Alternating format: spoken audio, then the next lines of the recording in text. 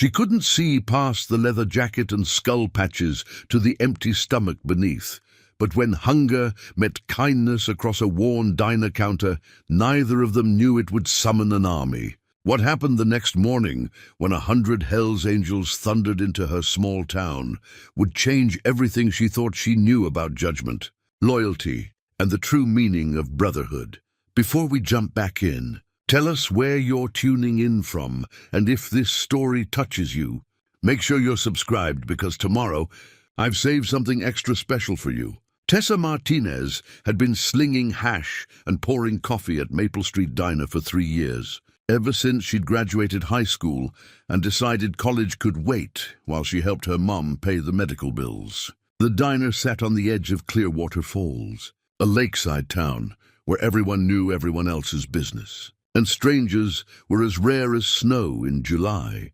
She wasn't the type to turn heads, average height, dark hair always pulled back in a practical ponytail, and a smile that was genuine but tired around the edges. Tessa had the kind of heart that hurt when she saw stray dogs, who always gave her last dollar to the church collection plate, and who remembered how every regular customer liked their coffee without being asked. The diner itself was nothing special. Red vinyl booths that had seen better decades, a checkerboard floor that showed every scuff mark, and windows that looked out over the main drag where pickup trucks and family sedans moved at the unhurried pace of small-town life. The morning crowd was predictable, Chester, the owner, grumbling behind the grill, Norma, the retired librarian who always ordered wheat toast, no butter, and Bud, the mechanic who read yesterday's newspaper like it was breaking news. But Tessa loved the rhythm of it all. The way the coffee maker gurgled to life at 5:30 a.m., the satisfying clink of plates stacking clean, the comfortable chatter of people who'd known each other since childhood. She'd grown up in this town, graduated from Clearwater Falls High with a class of 42, and figured she'd probably die here too. That was fine by her. There were worse fates than knowing your place in the world. Chester was a good boss, even if he was rough around the edges. He'd given her a job when she needed it most, never complained when she had to leave early for her mom's doctor appointments, and always made sure she got her fair share of tips. He was pushing 60, built like a linebacker gone soft, with graying hair and hands permanently stained with bacon grease. He'd been running the diner for 20 years, ever since his wife passed, and it was his whole life now. "Order up," he called from the kitchen, sliding a plate of eggs and hash browns across the pass-through window. Tessa grabbed it with practiced ease, weaving between tables to deliver breakfast to Bud, who grunted his thanks without looking up from the sports section. The morning rush, such as it was, consisted of maybe 15 customers spread across 2 hours. Nothing compared to the big city diners Tessa had seen in movies, but steady enough to keep the lights on and put food on her table. She knew every order before it was placed, had every conversation memorized, could predict who would leave a dollar tip and who would count out exact change. That Tuesday started like any other. Norma came in at 7 sharp, ordering her wheat toast and black coffee. Bud wandered in around 7:30, already stained with motor oil, wanting the usual, 3 eggs over easy, bacon crispy, and hash browns burnt on the edges. Mrs. Patterson, the bank president's wife, arrived at 8 with her weekly gossip and her standing order of oatmeal with fresh berries. Tessa moved through her routine with the easy grace of someone who'd found her rhythm in life. Fill the coffee pot, wipe down the counter, check the sugar dispensers, smile at the customers, listen to their problems with genuine interest. It wasn't glamorous work, but it was honest. And there was something to be said for that in a world that seemed to be getting more complicated every day.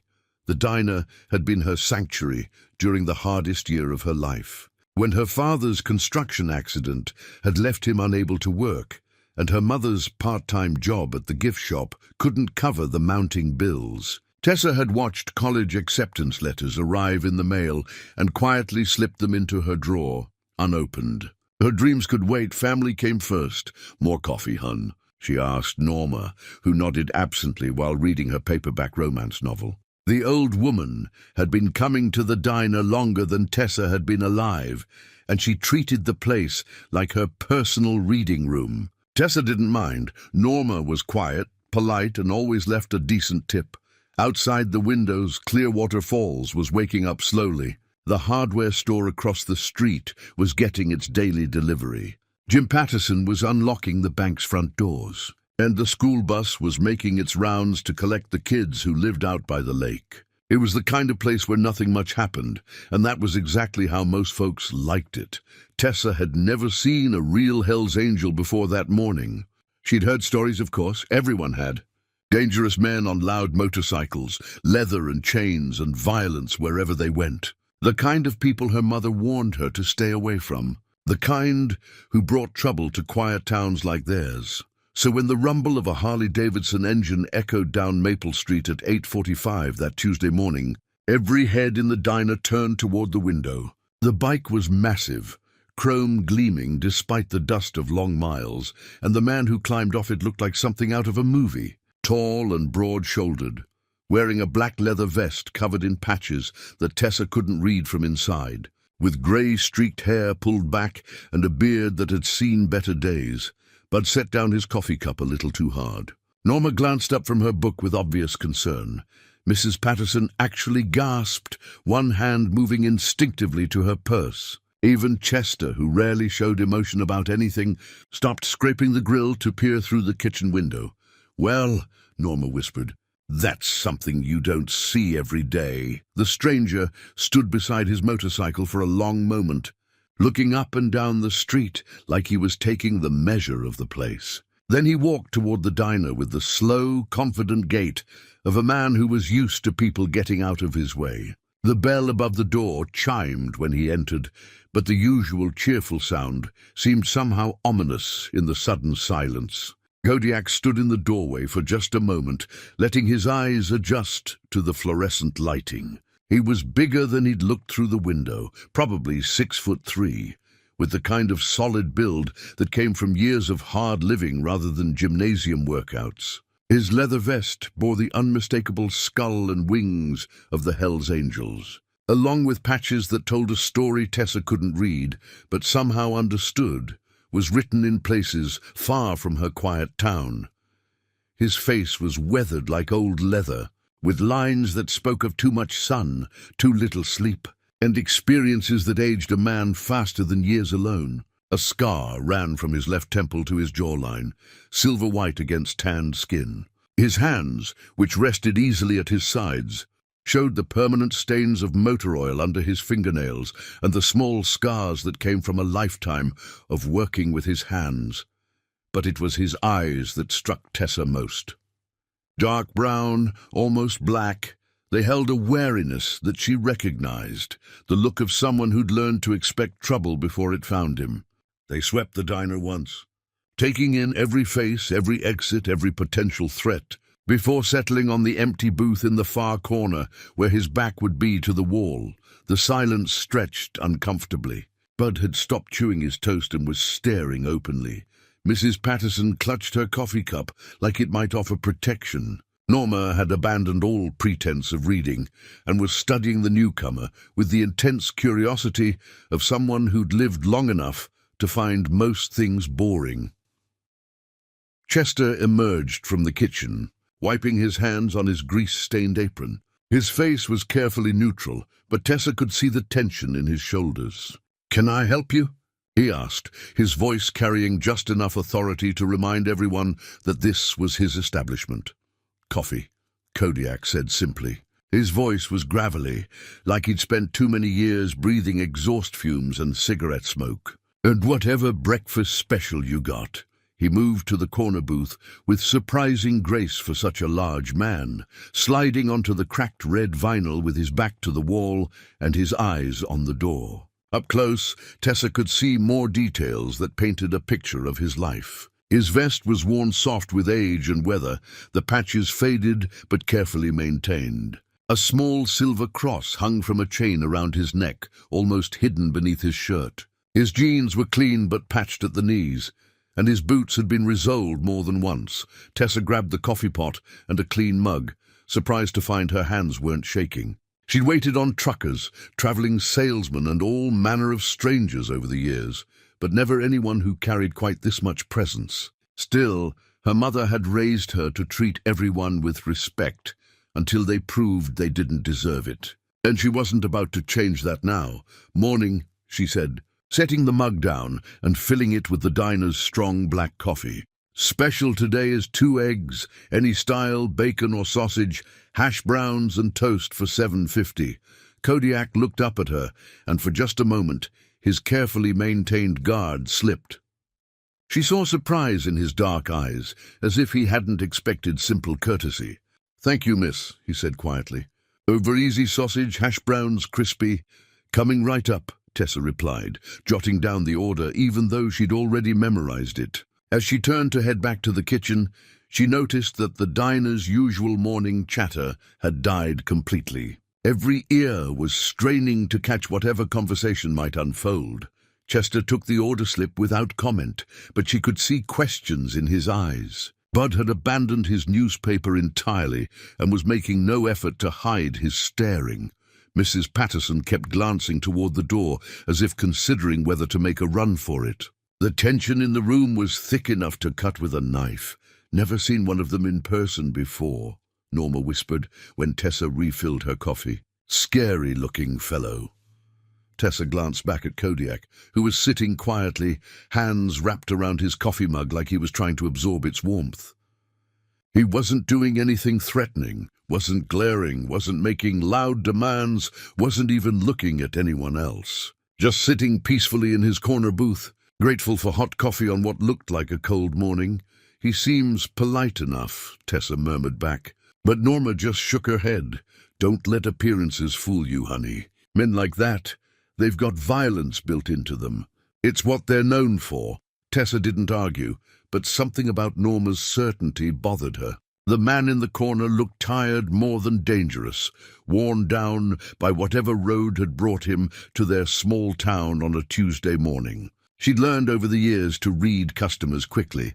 Which ones would complain about everything, which ones would leave a mess, which ones might cause trouble. Her instincts were usually good, and right now they were telling her that Kodiak might be many things, but dangerous to her wasn't one of them. The breakfast came up quickly. Chester had cooked it perfectly, as always. Eggs with runny yolks, sausage crispy at the edges, hash browns golden brown and seasoned just right. Tessa loaded it onto her largest plate with 2 slices of buttered wheat toast and headed back to the corner booth. "Here you go," she said, setting the plate down carefully. "Ketchup's on the table, hot sauce too if you need it." Kodiak looked down at the plate like he hadn't seen food in days. "This looks real good," he said, and there was something in his voice that made Tessa look at him more carefully. Gratitude, yes, but also something that might have been relief. She was halfway back to the counter when she heard him clear his throat softly. "Miss?" When she turned, he was holding out a worn leather wallet, but something in his expression had changed. The careful composure had cracked just slightly, revealing something that looked almost like embarrassment. "I'm sorry," he said quietly, his voice barely carrying across the diner. "I thought I had more cash than this. I can pay for the coffee, but not the food. If you want to take the plate back." The diner had gone silent again, but this time it was different. Where before there had been curiosity and fear, now there was something that felt almost predatory. Bud was smirking slightly. Mrs. Patterson had that look of vindicated suspicion. Even Norma seemed satisfied, as if this proved whatever point she'd been trying to make. Tessa looked at the plate of food, then at Kodiak's face. Pride and shame were warring there, along with what was obviously genuine hunger. She thought about her mother's medical bills, about her college fund that had become the family emergency fund, about every dollar tip that mattered. Then she thought about what her mother had always told her. "Baby girl, there's always someone worse off than you." The decision came without hesitation. "Don't worry about it," Tessa said, her voice cutting through the silence like a bell. "Breakfast is on the house today." The words hung in the air for a moment, and Tessa could feel every pair of eyes in the diner swiveling between her and the man in the corner booth. Bud's smirk faded into something closer to disbelief. Mrs. Patterson's mouth actually fell open. Even Chester had stopped moving behind the grill, spatula suspended mid-flip over a stack of pancakes. Kodiak's dark eyes searched her face, looking for the catch, the condition, the small cruelty that usually accompanied unexpected kindness. When he found none, something shifted in his expression, a wall coming down. "Just slightly. You don't have to do that," he said quietly. But his voice carried a weight that suggested he knew exactly how much the gesture meant. "I know I don't have to," Tessa replied, surprising herself with how steady her voice sounded. "I want to. Everyone deserves a good breakfast." She could practically feel the judgment radiating from the other customers. Mrs. Patterson was already shaking her head in disapproval, muttering something under her breath about enabling and attracting the wrong element. Bud had gone back to his newspaper, but she could see him stealing glances over the top of the sports section. Norma was watching the entire scene unfold, like it was better entertainment than her romance novel. Chester caught her eye from behind the counter and raised his eyebrows in a question. It was her call, his expression seemed to say, but she'd better be sure about what she was doing. Tessa gave him a small nod, then turned back to Kodiak. "Eat up before it gets cold," she said simply. For a moment, the big man just stared at the plate in front of him. Then he picked up his fork with hands that weren't quite steady and cut into the eggs. The yolk ran golden across the hash browns, and he took his first bite slowly. Like he was savoring more than just the taste, Tessa went back to her routine, refilling coffee cups and clearing dishes. But she was acutely aware of the atmosphere in the diner. The usual comfortable chatter had been replaced by whispered conversations and meaningful looks. She caught fragments of discussion from the other tables, words like dangerous and mistake, and what was she thinking? But when she glanced back at Kodiak, he was eating with the quiet focus of someone who truly needed the meal. He cut each bite carefully, chewed slowly, and occasionally paused to sip his coffee. There was nothing threatening about him now, just a tired man, grateful for unexpected kindness.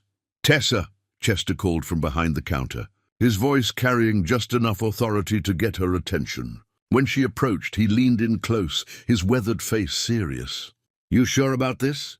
That's coming out of your wages, you know." She did know. $7.50 might not sound like much, but when you made minimum wage plus tips, it was lunch money for 2 days. It was gas money to get to work. It was part of the endless calculation that governed every financial decision in her life. "I'm sure," she said, meeting his eyes. "It's the right thing to do." Chester studied her face for a moment, then nodded slowly. "Your call, kid, just be careful." The breakfast crowd began to thin out as 9 o'clock approached. Bud finished his meal and left without his usual small talk, dropping exact change on the table. Mrs. Patterson gathered her purse with obvious disapproval, leaving her standard dollar tip but pointedly avoiding eye contact with Tessa. One by one, the regular customers filed out, each casting glances at the corner booth where Kodiak continued to eat in peaceful silence. Only Norma lingered, openly curious about how this unusual morning would conclude. She ordered a second cup of coffee and settled in to watch, no longer pretending to read her book. Finally, Kodiak pushed his plate away, empty except for a small smear of egg yolk. He'd eaten everything, every crumb of toast, every piece of sausage, even the hash browns that had started to get cold. He sat back in the booth with a satisfied expression Tessa hadn't seen on his face before. "Thank you," he said when she came to clear the plate. "That was the best breakfast I've had in a long time." "You're welcome," Tessa replied, stacking the dishes efficiently. "More coffee?" He shook his head, already reaching for the leather wallet that had started this whole situation. "Let me at least cover the coffee and leave you something for the trouble." He placed 3 crumpled dollar bills on the table, probably most of what he had. The coffee only cost $1.50, so he was trying to leave her a tip, despite his obvious financial situation. The gesture touched something deep in Tessa's chest.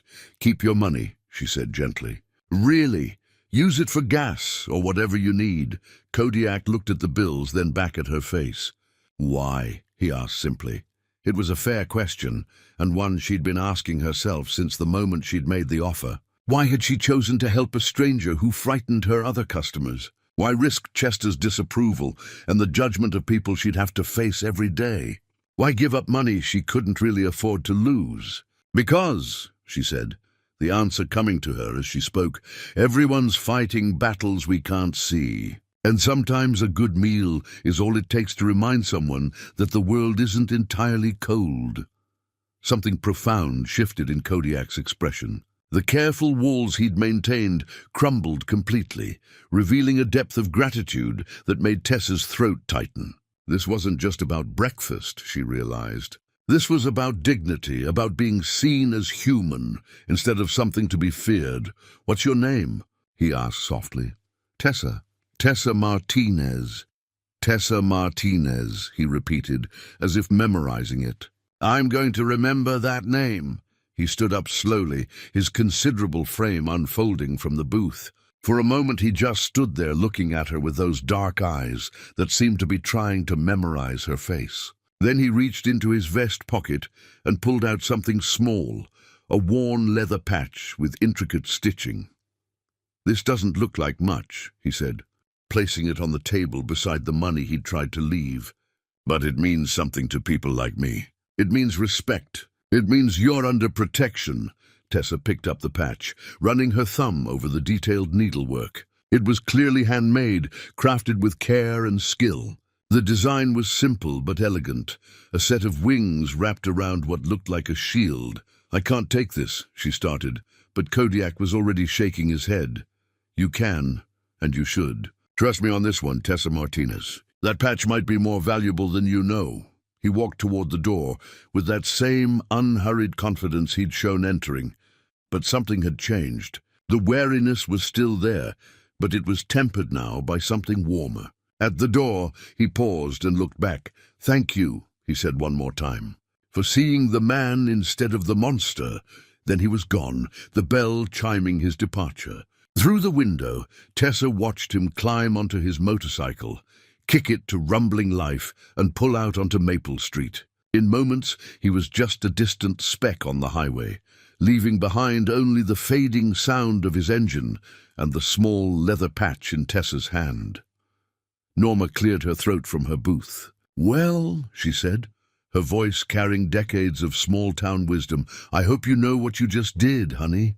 Tessa looked down at the patch, then out at the empty highway.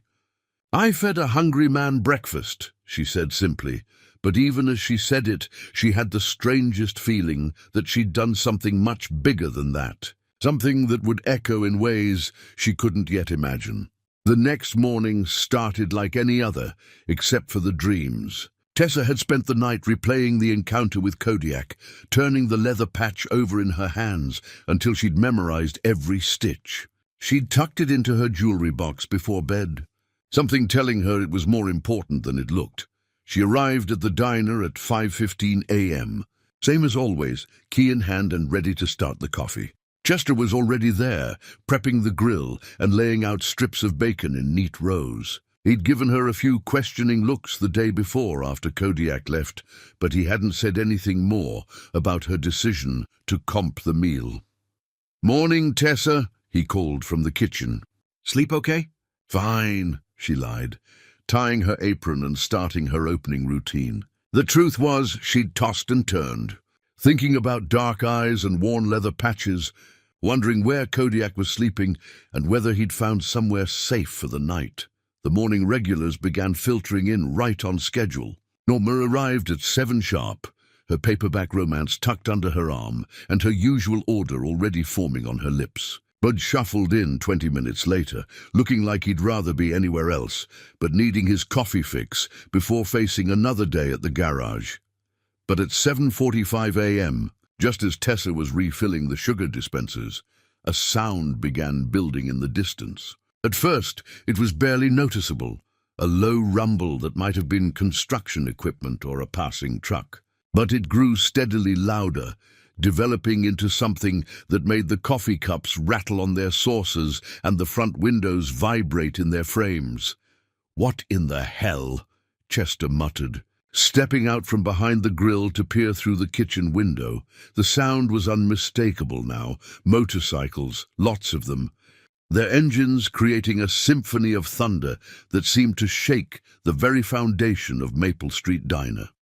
Tessa's heart began to race as she moved toward the front window. Drawn by a mixture of curiosity and growing dread, what she saw made her legs weak. The entire parking lot was filling with motorcycles. Not just a few, dozens of them, streaming in from both directions like some impossible parade. Massive Harley-Davidsons gleaming with chrome, their riders dismounting with practiced efficiency. Every single one wore the distinctive leather vest of the Hells Angels. Patches and pins catching the morning sunlight like armor. Sweet Jesus, Norma whispered, her romance novel forgotten as she pressed her face to the window. How many of them are there?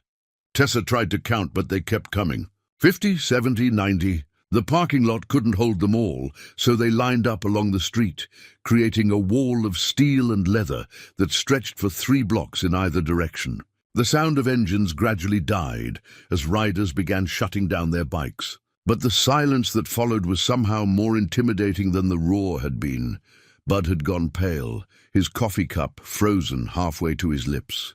"This is about yesterday, isn't it?" he said, his voice barely above a whisper. "About that guy you fed." Chester emerged from the kitchen, wiping his hands on his apron with nervous energy. His face had taken on the careful neutrality of a man trying not to show fear, but Tessa could see the tension in his shoulders. "Maybe we should call the sheriff," he said quietly. "And tell him what?" Tessa asked, though her own voice was shaky. "That a bunch of bikers are sitting in our parking lot. They're not doing anything illegal yet," she added silently. Through the window, she could see the riders organizing themselves with military precision. They weren't shouting or revving engines or making any kind of threatening gestures. Instead, they moved with quiet purpose, forming neat lines and speaking in low voices. It was almost more unsettling than if they'd been loud and aggressive. At the center of the group, near the diner's front door, Tessa spotted a figure that made her breath catch. Kodiak stood among his brothers, no longer the solitary wanderer from yesterday, but clearly part of something much larger and more powerful than she'd imagined. He was talking quietly with a man who seemed to be in charge, older, with silver hair and enough patches on his vest to suggest serious rank within the organization. "They're coming in," Norma said, her voice tight with anxiety. Sure enough, the front door chimed as the first group of bikers entered. They moved with the same quiet respect they'd shown outside, removing sunglasses and speaking in hushed tones. These weren't the wild, lawless men that movies and television had taught Clearwater Falls to expect. They were disciplined, courteous, almost reverent in their behavior. The silver-haired man who'd been speaking with Kodiak approached the counter. Up close, Tessa could see he was probably in his 60s, with intelligent grey eyes and the bearing of someone accustomed to command. His vest bore patches that identified him as Prez, the chapter president. "Ma'am," he said, his voice carrying a slight southern accent, "I'm looking for Tessa Martinez. Would that be you?" Tessa's mouth had gone dry, but she managed to nod. "That's me." The president's weathered face broke into a genuine smile. "Ma'am, my name is Frank Rodriguez, and I'm the president of this chapter. Yesterday, you showed kindness to one of my brothers when he needed it most. We're here to thank you properly." Behind him, more bikers were filing in, but they moved with extraordinary care. They wiped their boots before entering, spoke in whispers, and treated the humble diner like it was a cathedral. Some took seats at the counter, others filled the booths, but none of them demanded service or made any kind of scene. "I don't understand," Tessa said, though she was beginning to get an idea of what was happening. Frank Rodriguez gestured toward Kodiak, who stepped forward with something that might have been shyness on his scarred face. "A wrench here told us about your generosity. In our world, Miss Martinez, loyalty is everything. When someone shows kindness to one of us, especially when they have no reason to, well, that creates a debt." "But I don't want anything," Tessa protested. "I was just being decent." "Exactly," Frank said, his smile widening. "That's what makes it so rare." Around the diner, the scene was surreal. Norma sat frozen in her booth, surrounded by leather-clad bikers who were quietly reading the menu and making polite conversation. Bud had apparently decided to make the best of the situation and was actually talking shop with a heavily tattooed rider about motorcycle engines. Even Chester had relaxed enough to start taking orders, though he kept glancing toward the door like he expected trouble to walk in at any moment. But no trouble came. Instead, the Hells Angels ordered breakfast with please and thank you, complimented the coffee, and asked about the daily specials. They were unfailingly polite to Tessa, standing when she approached their tables and treating her with a respect that bordered on reverence. "This is incredible," she murmured to Chester as she passed him another order. "They're nothing like I expected." "Don't let your guard down," he warned quietly, but even he seemed impressed by their behavior. "Still, I've got to admit, they're better customers than some of our regulars." As if to prove his point, one of the bikers near the window stood up and began clearing empty plates from his table, stacking them neatly for Tessa to collect. Another rider noticed a small spill on the floor and quietly cleaned it up with napkins before she could even see it. Frank Rodriguez approached the counter again, this time carrying something wrapped in brown paper. "Miss Martinez," he said formally, "the brothers and I would like to present you with a small token of our appreciation." Tessa accepted the package with trembling hands, aware that every eye in the diner was watching. Inside the wrapping was a leather vest, not the full colors of a Hells Angel, but something special nonetheless. Across the back, in beautiful script lettering, were the words, "Friend of the Club." "This is an honor we don't give lightly," Frank explained, his voice carrying the weight of tradition. "It means you're under our protection wherever you go. It means you're family." The gesture was so unexpected, so overwhelming, that tears began forming in Tessa's eyes. She looked around the diner at the dozens of faces watching her, hard men with soft expressions, warriors showing their respect in the only way they knew how. Preparing and narrating this story took us a lot of time. So if you are enjoying it, subscribe to our channel. It means a lot to us. Now back to the story. After the formal presentation of the vest, Frank Rodriguez gestured toward an empty booth. "Miss Martinez, would you mind if we talked privately for a few minutes? There's something you should know about what your kindness meant yesterday." Tessa nodded, still clutching the leather vest to her chest. As she slid into the booth across from the chapter president, she noticed that Kodiak, Wrench, had positioned himself nearby, close enough to hear but respectful of the space between them. His dark eyes held an intensity she hadn't seen the day before, as if something important was about to be revealed. Frank leaned forward, his weathered hands folded on the table. "First, let me tell you about Wrench here. Real name's Thomas Kowalski, though he hasn't used that name in 15 years. Served 2 tours in Iraq as a Marine, came home to a world that didn't know what to do with men like him. Lost his wife, his job, damn near lost his mind." Tessa glanced at Kodiak, Thomas, and saw him stiffen slightly. This was clearly painful territory, but he didn't interrupt or ask Frank to stop. "The club found him sleeping under a bridge in Phoenix," Frank continued. "Half dead from hunger and exposure, too proud to ask for help. We took him in, gave him purpose, made him family. That was 12 years ago, and in all that time I've never seen him show the kind of vulnerability he showed yesterday when he told us about you." "I don't understand," Tessa said softly. "All I did was give him breakfast." Frank's grey eyes grew serious. "Miss Martinez, when Wrench walked into your diner yesterday, he was at the end of his rope. He'd been riding for 3 days straight, sleeping rough, living on nothing but black coffee and pride. He was broke, hungry, and starting to think maybe the world would be better off without him." The words hit Tessa like a physical blow. She looked at Thomas, seeing past the leather and patches to the man underneath, a man who'd been contemplating something unthinkable just 24 hours ago. He came here to Clearwater Falls because it reminded him of his hometown in Michigan. Frank went on. A place where he thought he could disappear quietly, where nobody would know or care what happened to another broken-down veteran. Your diner was supposed to be his last meal. Tessa's hand flew to her mouth, tears starting in earnest now. "Oh, Thomas." "But instead of judgment, you gave him kindness," Frank said, his voice gentling. "Instead of fear, you showed compassion.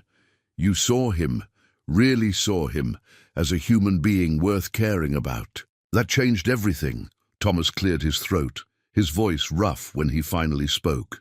"I called Frank from the payphone outside the hardware store yesterday afternoon, told him I'd found something worth living for again, told him about an angel in a diner who reminded me that good people still exist in this world." The revelation was staggering.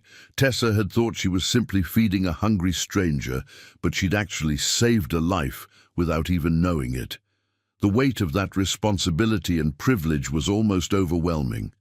Frank reached into his vest pocket and pulled out a folded piece of paper. "This came from our club's emergency fund," he said, sliding it across the table.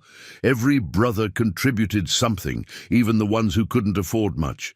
It's not a fortune, but it's enough to cover your family's medical bills and maybe help with that college fund you've been building." Tessa unfolded the paper and gasped. It was a cashier's check for $15,000, made out to her name, more money than she'd ever seen in one place, enough to transform her family's situation overnight. "I can't accept this," she stammered, trying to push the check back across the table. "It's too much. I didn't do anything special." "That's exactly why you deserve it," Thomas said, speaking up for the first time since they'd sat down. "You did something decent without expecting anything in return. In our world, that kind of purity is rarer than gold." Around the diner, the scene had taken on an almost dreamlike quality. The Hell's Angels continued to eat their breakfast quietly, treating Tessa with a respect that bordered on reverence. Chester had gotten into the spirit of things and was cooking, with extra care, making sure every plate that went out was perfect. Even Norma had started chatting with the rider sitting next to her, discussing the merits of different romance novel authors. Frank smiled at Tessa's continued protestations. "Miss Martinez, let me tell you something about brotherhood. When one of us is lifted up, we all rise. When one of us is saved, we all benefit. What you did for Wrench yesterday, you did for all of us. This isn't charity, it's gratitude." "There's something else," Thomas added, his voice growing stronger. "The patch I gave you yesterday, that wasn't just decorative. It's a signal to any Hell's Angel anywhere in the world that you're under our protection. You'll never eat alone in a restaurant, never worry about car trouble on a dark road, never face any kind of danger without backup. That's a promise we take seriously." The implications were staggering. With a simple act of kindness, Tessa had somehow earned the protection and loyalty of one of the most feared organizations in America. It was like something out of a movie, except it was happening to her in her small-town diner on an ordinary Wednesday morning. "Why?" she asked, the question barely a whisper. "Why does it mean so much to you?" Frank and Thomas exchanged a look, some unspoken communication passing between them. Then Frank leaned back in the booth, his expression growing contemplative. "Most people look at us and see criminals," he said quietly. "They see the leather, the patches, the reputation, and they make assumptions about who we are and what we stand for. Politicians use us as boogeyman. Police departments build careers on harassing us, and ordinary citizens cross the street to avoid us. But at our core," Thomas added, "we're just men who found each other when the rest of the world gave up on us. Veterans, laborers, guys who've been knocked down by life and needed somewhere to belong. We take care of our own because nobody else will. When someone like you shows us basic human decency," Frank concluded, "it reminds us that we're still part of the human family, that we still matter. That gesture is worth more than all the money in the world." Tessa looked around the diner again, seeing it with new eyes. These weren't the dangerous criminals she'd been taught to fear. They were broken men who'd found healing in brotherhood, warriors who'd learned to channel their strength into loyalty and protection. They were, in their own way, just as lost and seeking connection as anyone else. "I still don't know if I can accept the money," she said honestly. Thomas reached across the table and gently covered her hand with his scarred one. "Then don't accept it for yourself," he said. "Accept it for your mother. Accept it for the nursing students you'll help someday when you get your degree. Accept it for the next hungry stranger who walks through that door." Looking into his dark eyes, Tessa saw something that hadn't been there the day before. Hope. Real, genuine hope for the future, anchored by the simple knowledge that kindness still existed in the world. She folded the check carefully and slipped it into her apron pocket, right next to the small leather patch he'd given her the day before. Word spread through Clearwater Falls faster than wildfire in August. By noon, half the town knew that Maple Street Diner was filled with Hell's Angels, and by evening, everyone had heard some version of the story. Phone calls buzzed between neighbors, social media posts multiplied, and suddenly Tessa's small act of kindness had become the talk of the entire county. But something unexpected happened in the telling and retelling of the story. Instead of fear or condemnation, the town's reaction began to shift towards something resembling pride. Their own Tessa Martinez, the quiet girl who'd graduated with their kids, who'd sacrificed her college dreams to help her family, had somehow earned the respect of one of America's most notorious motorcycle clubs through nothing more than basic human decency. The transformation didn't happen overnight, but it started that very afternoon when Mrs. Patterson, the bank president's wife, walked back into the diner. She'd left that morning in obvious disapproval, but now she approached Tessa with something that looked almost like embarrassment on her perfectly made-up face. "Tessa, honey," she said, her voice lacking its usual authority, "I owe you an apology. I heard what really happened yesterday, what that man was going through. I was wrong to judge you for showing compassion." It was the first time Mrs. Patterson had ever apologized to anyone in the diner, let alone a waitress she'd always treated with polite condescension. The gesture was small but significant, a crack in the social barriers that had defined Clearwater Falls for decades. More surprising changes followed. Bud, who'd spent years treating Tessa like invisible furniture, began leaving dollar bills under his coffee cup, not much by most standards, but generous, coming from a man who usually counted out exact change. He also started asking about her mother's health. Genuine concern, replacing his usual gruff indifference. "Heard about what you did for that biker," he said one morning, his weathered face uncharacteristically soft. "Takes guts to stand up for someone when nobody else will. Your daddy would have been proud." The mention of her father, killed in a construction accident 3 years earlier, brought tears to Tessa's eyes. Bud had worked with her dad for 15 years, but had never once mentioned him after the funeral. Now, suddenly, he was acknowledging not just her loss, but her character. Chester, too, began treating her differently. The gruff diner owner, who rarely showed emotion, pulled her aside at the end of her shift and pressed an envelope into her hands. Inside was a raise, not huge, but enough to make a real difference in her monthly budget. "You've been carrying this place for years," he said, avoiding eye contact in the way of men uncomfortable with sentiment. "About time I made it official. That courage you showed. That's the kind of person I want representing my business." But the most significant change came from an unexpected source, the local newspaper. Jim Patterson, Mrs. Patterson's husband and editor of the Clearwater Falls Gazette, had initially planned to write a sensational piece about dangerous bikers invading our peaceful town. Instead, after talking to witnesses and learning the full story, he wrote something entirely different. The headline read, "Local Waitress's kindness reminds us all what community means."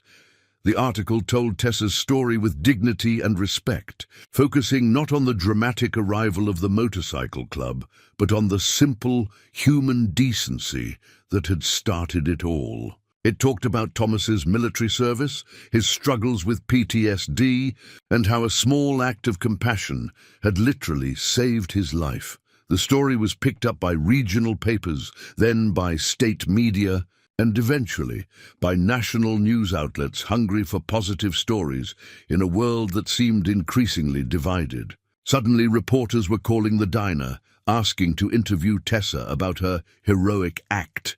"I'm not a hero," she insisted to every journalist who would listen. "He just did what anyone should do when they see someone in need."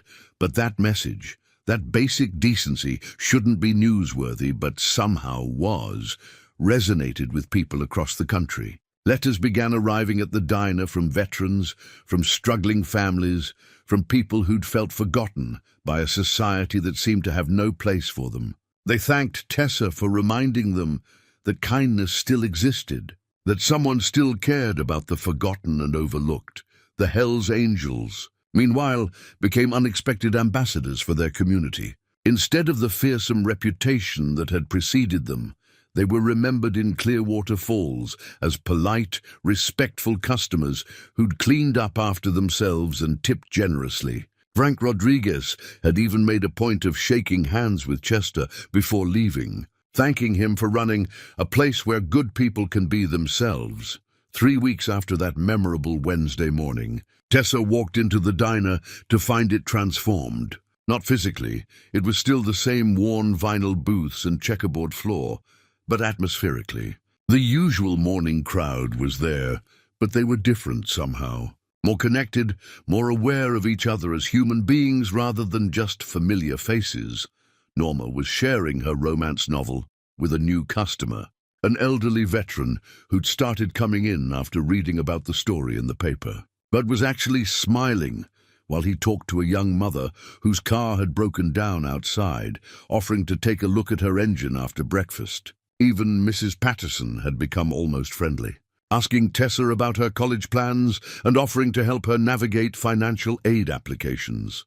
"This place feels different," observed Sarah, a nursing student from the community college who'd started stopping by on her way to classes. "It feels like somewhere you'd want to bring your problems, knowing people would actually care."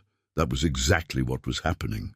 The diner had somehow become an informal community center, a place where people felt safe to be vulnerable, to ask for help, to offer support to strangers. The story of Tessa and Thomas had reminded everyone that they were all part of something larger than themselves. But the most significant change was in Tessa herself. The shy, self-effacing girl who'd always tried to blend into the background had discovered something powerful about her own capacity to make a difference. She carried herself with new confidence, spoke up more readily, and had begun to see her future in terms of possibility rather than limitation. "I've been thinking about what you said," she told Chester one afternoon during a brief lull in the lunch rush. "About nursing school. I think it's time to stop thinking and start doing." Chester nodded approvingly. "About time. You've got healing in your hands, kid. Always have. Now you've got the means to use it properly." The check from the Hells Angels had indeed changed everything. Her mother's medical bills were paid off. The stress that had been weighing on their family for years finally lifted. But more than that, the entire experience had shown Tessa that she had the power to change lives through simple acts of compassion, and that maybe, just maybe, that was exactly what the world needed most. As evening settled over Clearwater Falls, Tessa stood behind the counter of Maple Street Diner, looking out at a community that had been transformed by the simple recognition that everyone deserves dignity, kindness, and a chance to be seen as human. The leather patch Thomas had given her sat framed on the wall behind the register now, not as a trophy, but as a reminder of what was possible when people chose to see the best in each other rather than the worst. Tomorrow would bring new customers, new stories, new opportunities to make a difference. And for the first time in years, Tessa couldn't wait to see what would walk through that door. 6 months later, Tessa Martinez stood in front of the bathroom mirror at Clearwater Falls Community College, adjusting the crisp white uniform that marked her as a first-year nursing student. The early morning classes were tough after working the dinner shift at Maple Street Diner. But she'd never been happier or more exhausted in her life. The diner had thrived in the months, following what locals had come to call the Morning of the Angels. Business had more than doubled as people drove from neighboring towns to eat at the place where the Hells Angels showed respect. Chester had hired 2 additional waitresses and was talking about expanding into the vacant storefront next door. But the real change wasn't in the increased revenue, it was in the atmosphere. Maple Street Diner had become exactly what Sarah, the nursing student, had predicted, a place where people brought their problems, knowing they'd find compassion. Veterans stopped by to share coffee and stories. Struggling families found anonymous envelopes left on their tables with enough cash to cover groceries for a week. Travelers passing through discovered that this particular diner was different somehow, safer and more welcoming than anywhere they'd ever stopped. Tessa had kept the leather patch Thomas had given her, but she'd also started a new tradition. On the wall behind the register, she'd mounted a small shadow box containing mementos from people whose lives had been touched by simple acts of kindness. A photo from a veteran who'd found work after meeting another customer at the diner. A thank you note from a teenage mother who'd been given free meals during a difficult pregnancy. A small American flag from a homeless man who'd been directed to social services by another customer who'd taken the time to care. The collection grew weekly, each item representing the ripple effects of that one morning when compassion had triumphed over fear. Thomas, she still thought of him as Kodiak sometimes, had become a regular fixture in her life, though not in the way romance novels might suggest. Their relationship was deeper than attraction, built on mutual respect and the shared understanding of what it meant to save and be saved. He'd found work at a motorcycle repair shop 2 towns over and had rented a small apartment above the hardware store in Clearwater Falls. "You changed my life," he told her one quiet Sunday evening as she was closing up the diner. "Not just by feeding me, but by showing me that I was still worth saving." "You changed mine too," she replied, and meant it. The shy, uncertain girl who'd been afraid to dream beyond her circumstances had discovered a strength she'd never known she possessed. "You showed me that kindness isn't weakness, it's power." Their friendship had become one of the constants in her life, as reliable as the sunrise. Thomas helped her study for her nursing exams, his patient presence a calming influence during stressful weeks. In return, she'd helped him navigate the process of applying for veterans' benefits, supporting him through the bureaucratic maze with the same quiet determination she'd shown that first morning. The broader Hells Angels community had kept their promise as well. When Tessa's car broke down on her way to a crucial exam, a single phone call to Thomas had resulted in 3 club members appearing within 20 minutes to escort her safely to school. When she'd been harassed by a drunk customer at the diner, word had somehow reached the right ears, and the problem had resolved itself without any overt threats or violence, just the quiet understanding that certain lines shouldn't be crossed.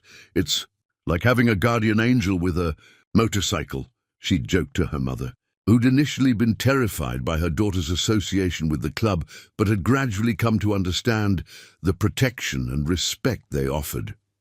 The media attention had eventually faded, but the lessons had remained.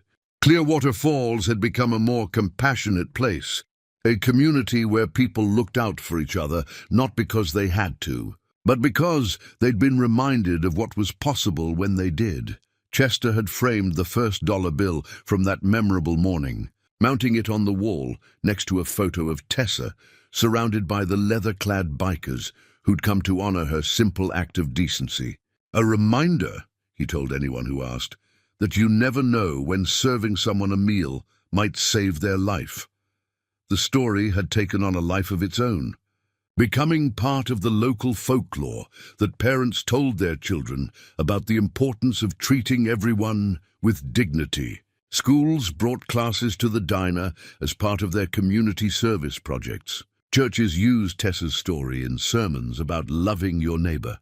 But for Tessa, the most meaningful change was the most personal one. Every morning when she looked in the mirror, she saw someone who had discovered her purpose in life, to heal, to help, to see the human being behind whatever mask circumstances had forced them to wear. Her nursing professors had noticed something special about her from the first day of classes. She had an intuitive understanding of patient care that went beyond textbook knowledge, an ability to see past symptoms to the person underneath. Her clinical rotations were consistently praised for her compassion and professionalism. "You have a gift," Professor Williams had told her after watching her comfort a terminally ill patient's family. "You understand that healing isn't just about medicine, it's about dignity and hope." On her graduation day from nursing school, still 2 years away, but no, longer, a distant dream, Tessa knew exactly what she wanted to do. She would return to Clearwater Falls and open a clinic specializing in veterans' care, a place where men and women like Thomas could find healing for wounds, both visible and hidden. But that was tomorrow's dream. Today, she had work to do, classes to attend, and a community to serve. As she walked across the college campus toward her first clinical rotation of the semester, Tessa thought about the leather patch tucked safely in her jewelry box at home and the promise it represented, that kindness, once shared, creates bonds that can never be broken. The morning sun was rising over Clearwater Falls, painting the lake in shades of gold and orange. Somewhere out there, Thomas was starting his day at the motorcycle shop, probably thinking about the breakfast he'd have at Maple Street Diner later. Somewhere else, Frank Rodriguez and his brothers were beginning another day of their own, carrying with them the knowledge that their family had grown by that memorable morning. And in the diner itself, Chester was probably starting the coffee and laying out bacon, preparing to serve anyone who walked through that door with the same respect and dignity that had transformed their small corner of the world. The bell above the door would chime throughout the day, welcoming strangers and friends alike. And sometimes, maybe more often than anyone expected, those strangers would discover that they'd found something more valuable than just a good meal. They'd found proof that in a world that often seemed cold and disconnected, places still existed where one person's kindness could save another person's life. That was Tessa's legacy.